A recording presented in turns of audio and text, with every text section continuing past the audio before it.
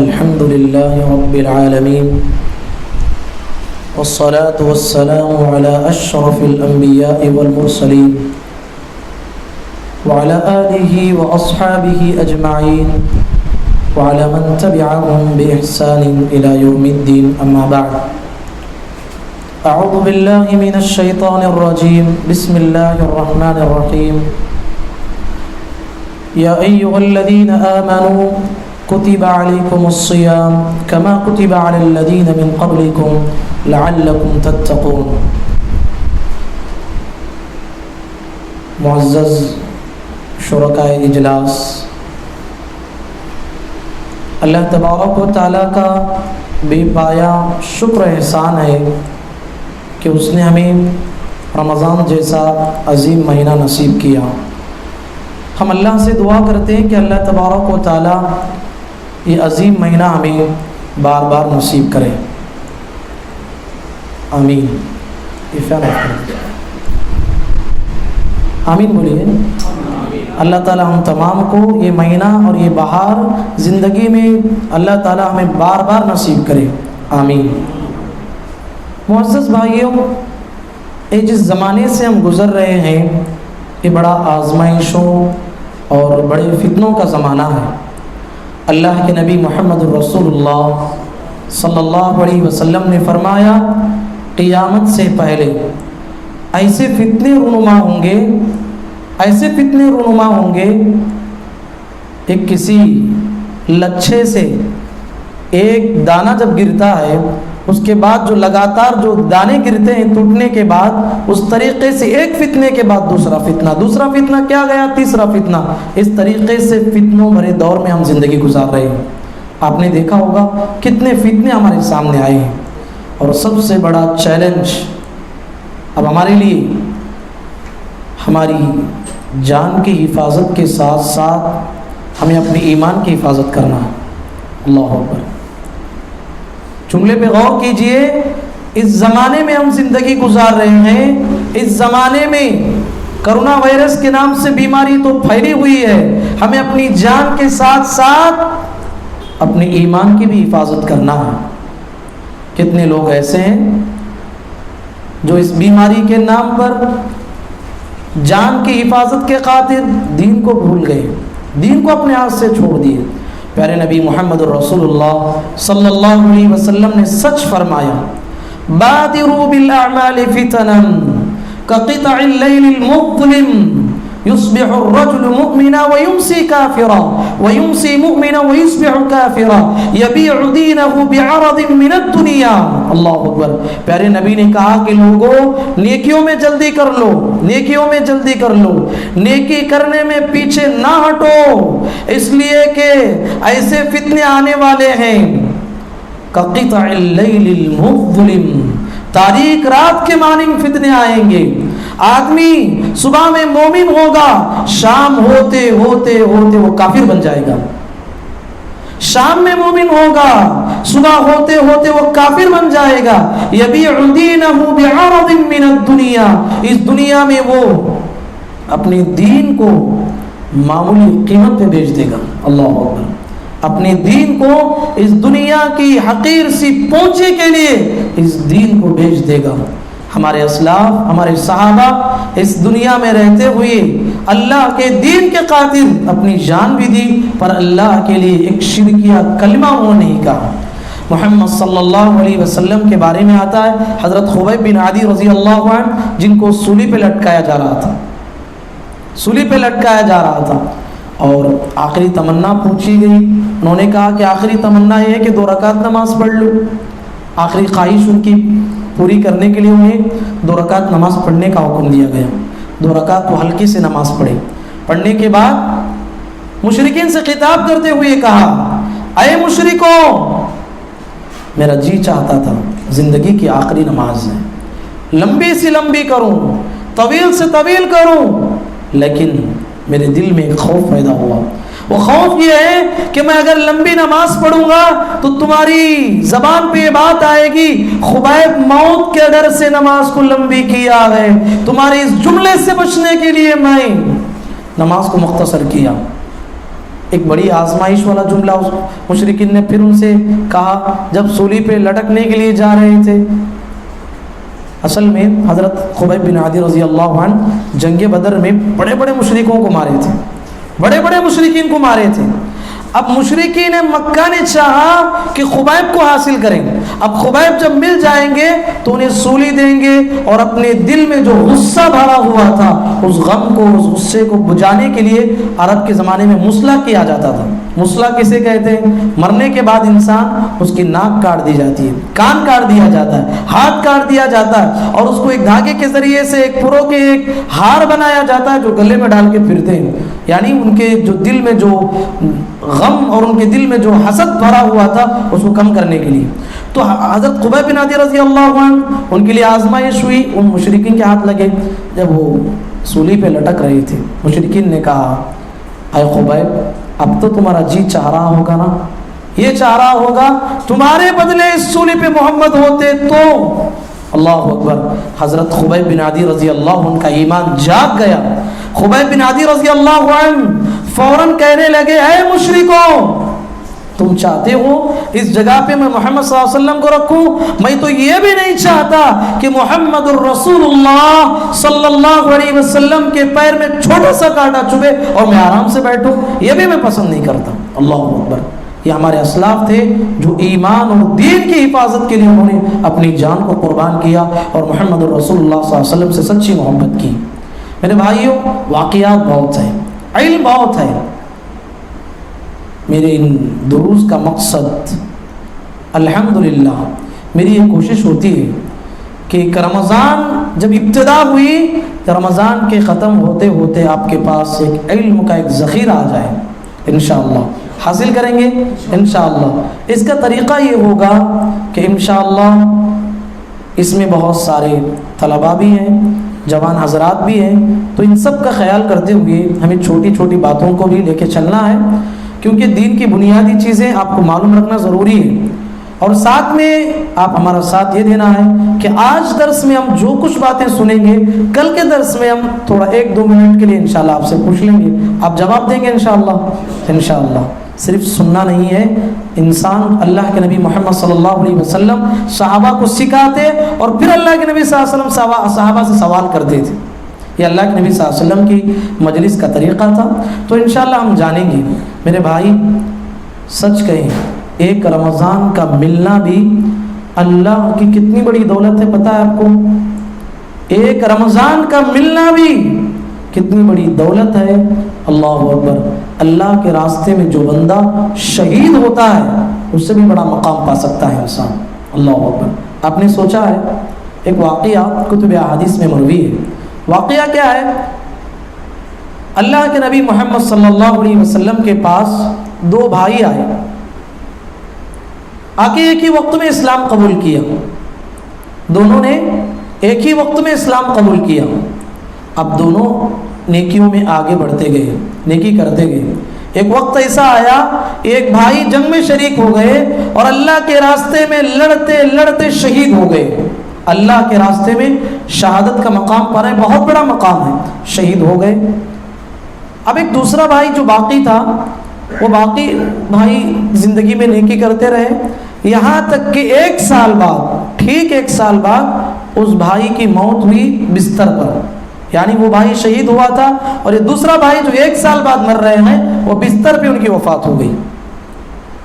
اب وفات ہو گئی، تجہیز و تکفین کا معاملہ بھی عمل میں آیا، سب کچھ ہو گیا۔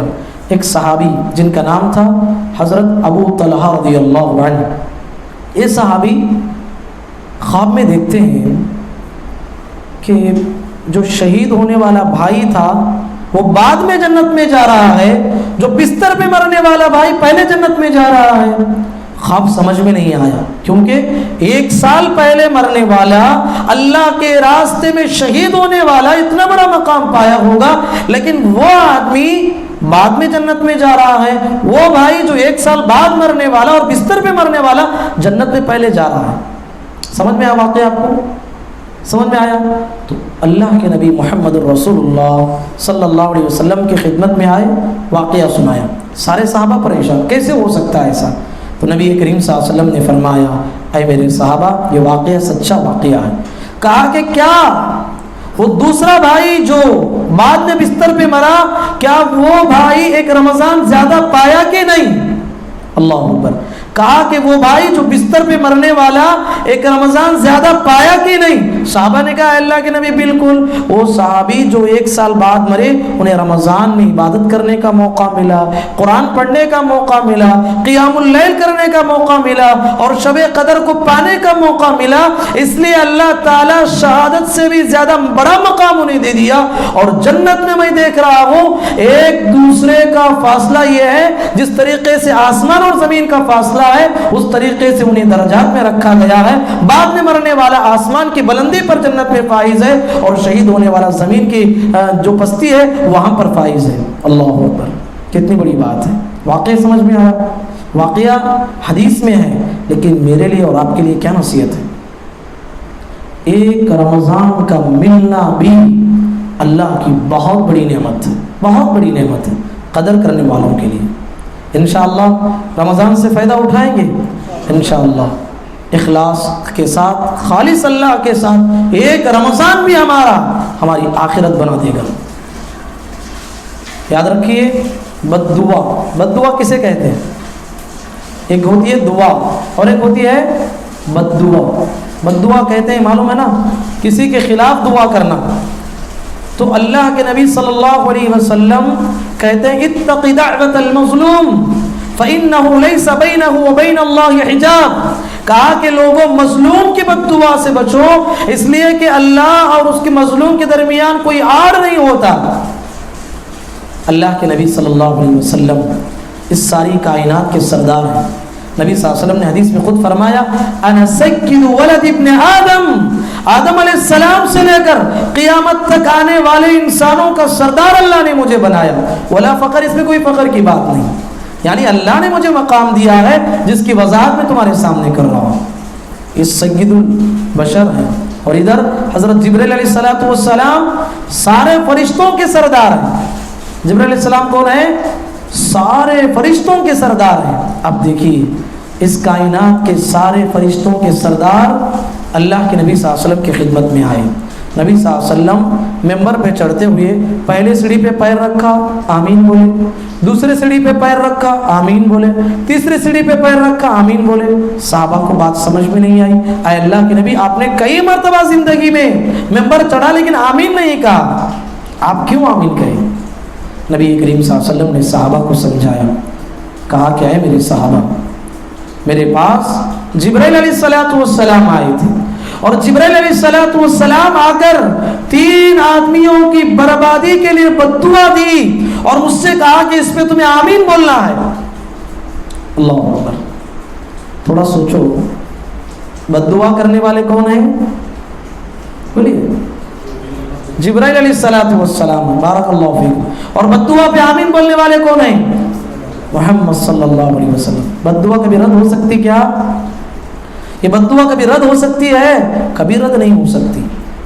اللہ کے نبی صلی اللہ علیہ وسلم نے فرمایا 3 آدمی کون ہیں؟ یہ 3 آدمیوں میں سے ہونے سے ہمیں بچنا ہے. اللہ تعالیٰ نے 3 آدمی بننے سے بچائے. آمین. پہلا وہ آدمی اللہ کے نبی صلی اللہ علیہ وسلم نے فرمایا جو آدمی اپنے ماں باپ کو پاتا ہے, زندگی میں ماں باپ کو پاتا ہے. یہاں جوان بچے بھی بیٹھے ہوئے ہیں, کتنی بڑی بات ہے ان کے سامنے. ماں باپ ان دونوں کی خدمت کر کے انسان کتنا بڑا درجہ جنت میں حاصل کر سکتا ہے.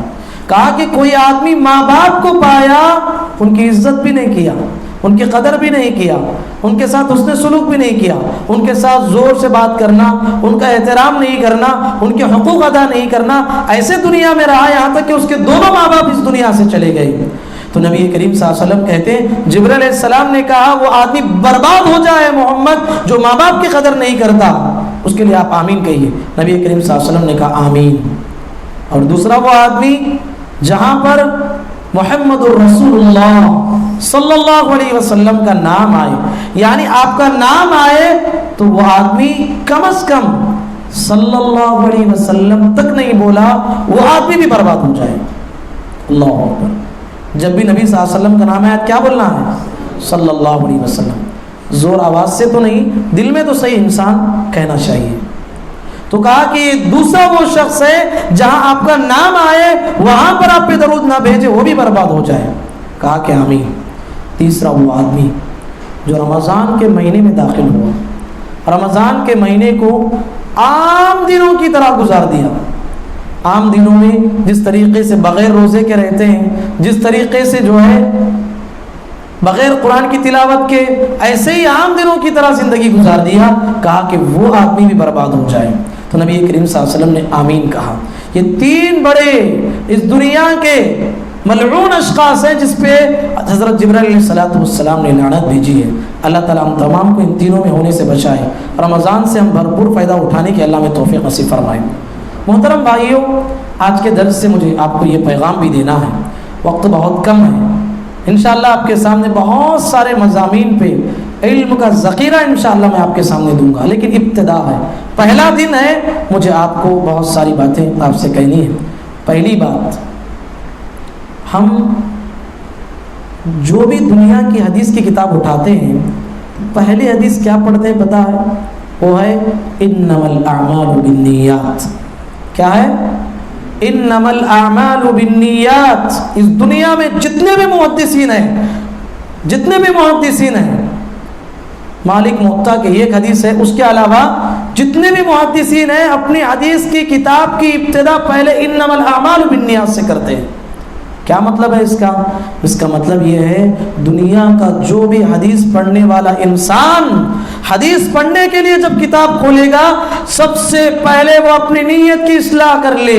پڑھانے والا انسان اپنی نیت کی اصلاح کر لے، پڑھانے کا مقصد صرف اللہ کی رضامندی ہو۔ پڑھنے والا طالب علم جب بھی وہ کتب حدیث کو کھول کے علم حدیث حاصل کرتا ہے، محمد الرسول اللہ صلی اللہ علیہ وسلم کے حدیث کو پڑھتا ہے، سب سے پہلے اس کے ذہن میں بات یہ آ جائے کہ وہ پڑھتے ہوئے پہلے اپنی نیت کی اصلاح کر لے، اللہ کے لیے کام کرے۔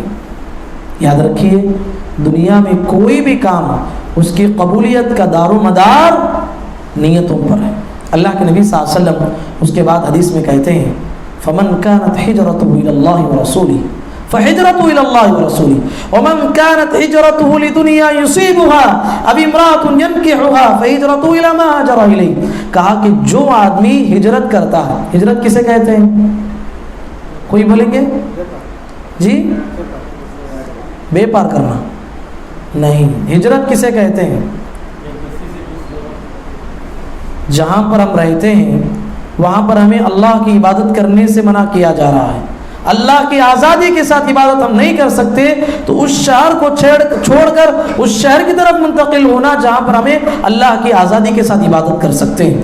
تو اللہ کے نبی صلی اللہ علیہ وسلم نے کہا میرے صحابہ جو ہجرت کر رہے ہیں، جو اللہ کے لیے رسول کے لیے ہجرت کر رہا ہے، اس کو تو ہجرت کا ثواب ملے گا۔ ہجرت کا کیا ثواب ہے؟ الہجرۃ تہدم ما کان قبلها۔ جو آدمی اللہ کے راستے میں ہجرت کرتا ہے، اللہ اس کی زندگی کے سارے گناہوں کو معاف کرتے، گویا کہ ماں نے آج ہی بچے کو جنا ہے، اس طرح گناہوں سے پاک ہو جاتا ہے وہ انسان۔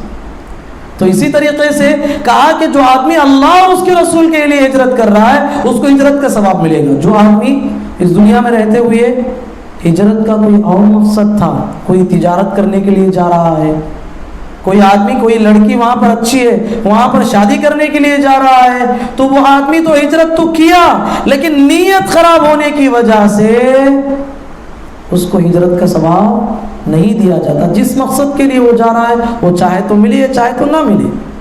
اللہ اکبر۔ اس کا مطلب کیا ہے؟ جو آدمی دنیا میں رہتے ہوئے بہت بڑی نیکی کر رہا ہے، لیکن نیکی کرتے ہوئے پیچھے اس کا کیا ہے؟ اس میں جو ہے نیت میں خلل ہے، اخلاص نہیں ہے، جس کی وجہ سے اللہ تعالیٰ اس کی اتنی بڑی نیکی جو اس کے سارے گناہوں کو معاف کر سکتی تھی، اس کے لیے وبال جان بن گئی۔ آپ کو معلوم ہے وہ حدیث، جس حدیث کو بیان کرتے ہوئے ابو ہریرہ عبد الرحمن بن الصخر الدوسی رضی اللہ عنہ جب بھی حدیث بیان کرنے لگتے بے ہوش ہو کے گر جاتے تھے۔ اس حدیث کے معنی کو اثر ان کی زندگی پہ ہوتا تھا، جب بھی حدیث بولنے کے لیے کھڑتے بے ہوش ہو کے گرتے، دو آدمی ہاتھ پکڑ کے اٹھاتے، پھر بیان کرنے جاتے پھر بے ہوش ہو کے گرتے، تین مرتبے بے ہوش ہو کے گرتے۔ کیوں؟ وہ ہماری طرح پتھر دل نہیں تھے، بلکہ یہ حدیث کو سنتے ہوئے سناتے ہوئے ان کے رونگٹے کھڑے ہو جاتے تھے۔ وہ حدیث کیا ہے؟ وہ حدیث بیان کرتے ہوئے کہتے ہیں، 30 مرتبہ کھڑے ہو کے کہتے ہیں کہ لوگوں، اللہ کے نبی محمد رسول اللہ صلی اللہ علیہ وسلم نے فرمایا کل قیامت کے دن اللہ تعالیٰ 3 لوگوں کو بلائے گا، 3 لوگوں کو بلائے گا اور 3 آدمیوں کے ذریعے سے جہنم کی ابتدا کرے گا۔ اللہ اکبر، اللہ ہمیں ان تینوں میں ہونے سے بچائے، آمین۔ لیکن دیکھیے یہ 3 آدمی کون ہے؟ کبھی آپ غور کیا؟ اللہ اکبر، یہ 3 آدمی، پہلا وہ شخص، ایک مالدار کو اللہ لائے گا۔ اللہ پوچھے گا بندے میں نے تجھے دنیا میں رہتے ہوئے بہت کچھ مال سے نوازا تھا، تو نے کیا کیا؟ وہ کہے گا اللہ تیرے راستے میں نے لٹایا، تیرے راستے میں دیا۔ اللہ کہے گا کذب، تو جھوٹا ہے، اس لیے جھوٹا ہے کہ تجھے تو میں نے مال دیا، لیکن تو مال خرچ کرتے ہوئے تیرے دل میں کیا تھا وہ مجھے معلوم ہے، وہ یہ تھا 4 آدمی میں تو لوگ تیری تعریف کریں، 4 آدمی تیری تعریف کریں، تعریف سننے کے لیے تو نے کام کیا، فقد قیل، وہ تو تجھے دنیا میں مل گیا جو تو چاہ رہا تھا، آخرت میں تیرا کوئی بدلہ نہیں۔ فرشتوں سے اللہ کہے گا اس کو اٹھا کے جہنم میں پھینک دو، اٹھا کے جہنم میں پھینک دیا جائے گا۔ دوسرا وہ آدمی آئے گا جو قرآن مجید کا قاری ہوگا، عالم ہوگا، اللہ اس سے پوچھے گا اے بندے میں نے تجھے قرآن پڑھنا دیا تھا، عالم بنایا تھا، تو نے کیا کیا؟ وہ کہے گا اے اللہ تیرے دین کے لیے میں نے اس قرآن مجید کو لوگوں کو سنایا، تیرے دین کی باتیں لوگوں کو سکھایا۔ اللہ کہے گا کذب، تو جھوٹا ہے، اس لیے جھوٹا ہے کہ تو علم تو حاصل کیا لیکن تیری نیت کیا تھی؟ تیری نیت میں کھوٹ تھا، تیری نیت میں کھوٹے تھا۔ قرآن اس لیے اچھا پڑھتا تھا 4 لوگ تیری قرات کی تعریف کریں، لوگوں کو قرآن اس لیے پڑھا رہا تھا کہ تیری نیت یہ تھی کہ دنیا کا مال و متاع حاصل کرے۔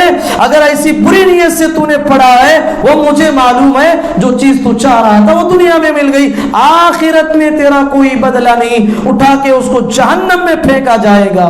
اللہ اکبر۔ تیسرا وہ آدمی لایا جائے گا جو اللہ کے راستے میں لڑتے لڑتے ظاہر میں شہید ہوا ہوگا۔ اللہ اکبر۔ میرے بھائی یہ کہنے کے لیے میرا دل سخت ہے، میں کہہ رہا ہوں اور آپ کا دل سخت ہے کہ آپ سن رہے ہیں۔ ہمارے صحابہ اور محمد الرسول اللہ صلی اللہ علیہ وسلم اس حدیث سناتے ہوئے ان کے دل دہل جاتے تھے، صحابہ کے آنکھوں سے آنسو آ جاتے تھے۔ اللہ اکبر۔ تیسرا وہ آدمی شہید ہوگا، شہادت کے مقام پانے والے انسان کو اللہ تعالیٰ کہے گا تم نے کیا کیا؟ وہ کہے گا پروردگارا تیرے راستے میں لڑتے ہوئے جنگ میں شہید ہو گیا۔ اللہ کہے گا کذب، تو جھوٹا ہے، اس لیے جھوٹا ہے تو نے اللہ کے راستے میں نام کہہ کر تو نے لڑا، لیکن تیری نیت یہ تھی کہ تیرے قبیلے والے لوگ کہیں میرا قبیلے کا جو آدمی لڑا وہ بڑا بہادر انسان تھا۔ اللہ اکبر۔ فقد قیل، وہ تجھے مل گیا جو تو چاہ رہا تھا۔ تینوں کو اٹھا کے جہنم میں پھینک دیا جائے گا۔ میرے بھائی اس واقعے سے، اس حدیث سے میں آپ کو بہت کم وقت میں بڑی حدیث سنا کے یہ پیغام دینا چاہتا ہوں۔ میرے معزز بھائیوں تم سے یہی پیغام ہے کہ رمضان کی جو بھی نیکی کے ہم کام کریں گے اپنی نیت کی اصلاح کر لیں، نیت کی اصلاح کر لیں۔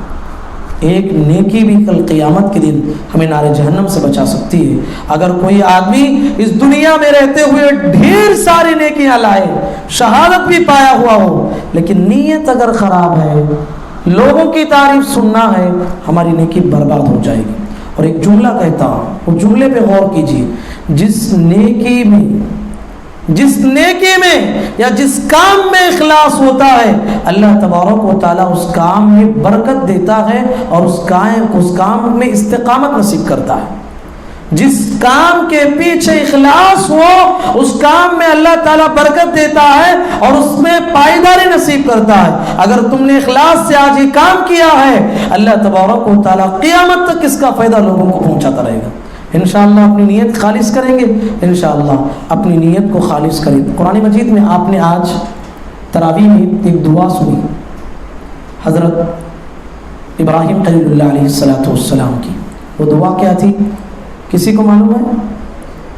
ربنا تقبل منا انک انت السمیع العلیم۔ کیا مطلب ہے؟ اے اللہ میری کام جو میں نے کیا ہے اس کو قبول فرما، بے شک تو سننے والا اور جاننے والا۔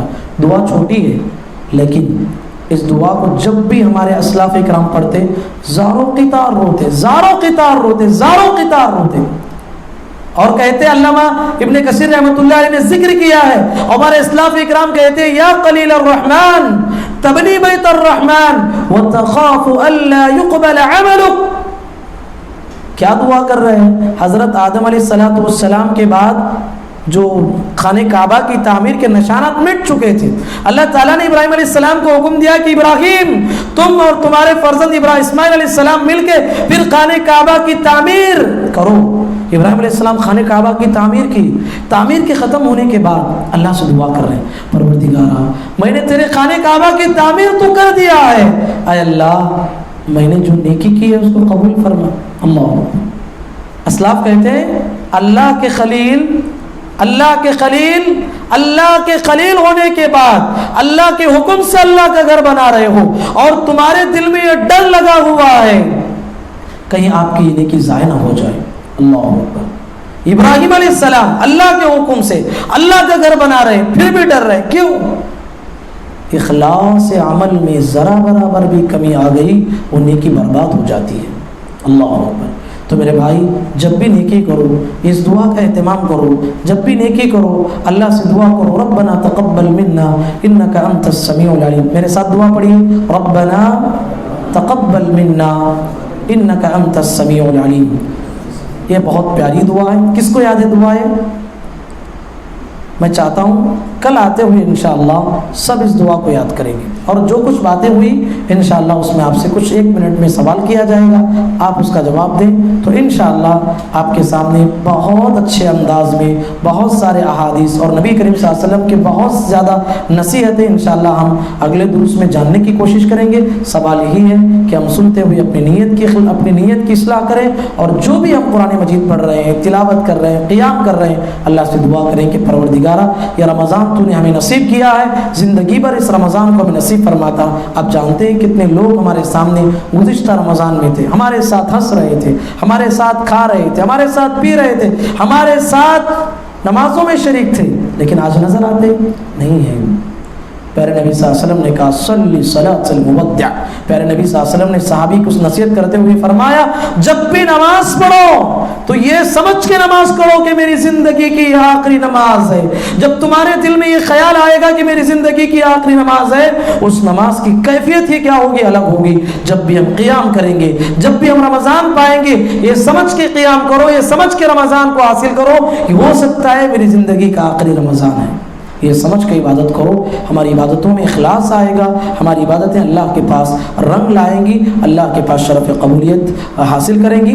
انہی باتوں پہ میں اپنی بات کو ختم کرتے ہوئے اللہ تعالیٰ سے دعا کرتا ہوں اللہ کہنے والے اور سننے والوں کو پروردگارا ہم تمام کو رمضان المبارک میں امن و امان نصیب فرما. اے اللہ جس طریقے سے آج ہم نے امن کے ساتھ تراویح پڑھی ہے، اے اللہ اسی طریقے سے ہمیں پورا رمضان تراویح پڑھنے کی توفیق نصیب فرما. اے اللہ ہمیں جو کوئی پریشان حال ہے، مجبور ہے، ان کے پریشانیوں کو، مجبوریوں کو دور فرما. اے اللہ ہم تمام کی عبادتوں کو تو شرف قبولیت سے نواز دے. اے اللہ سازش کرنے والوں کی سازش کو ناکام کر دے، دشمنوں کی عیاریوں کو، مکاریوں کو اے اللہ ناکام کر دے. پروردگارا اس دنیا میں جو کرونا وائرس کے نام سے جو وبا پھیلی ہوئی ہے، اے اللہ رمضان کی حالت میں ہم دعا کرتے ہیں پروردگارا اس وبا کا خاتمہ اے اللہ تو جلد از جلد فرما. اللہم آمین. بارک اللہ لنا ولکم فی القرآن المجید ونفعنا وإياكم بما فيه من الآيات والذكر الحكيم إنه تعالى جواد كريم مليك بر رحيم ورب حليم وآخر دعوانا الحمد لله رب العالمين.